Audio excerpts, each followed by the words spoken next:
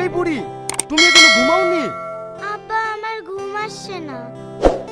ঘুমাইছে না মধু? ঠিক আছে, আমি তোমাকে ঘুম পাড়িয়ে দিছি। এক দেশে একটা রাজা ছিল। রাজাটা বিশাল শয়তান। না, আমি এই গল্প শুনবো না। তুমি আগে বলো আমার মা কোথায় আছে।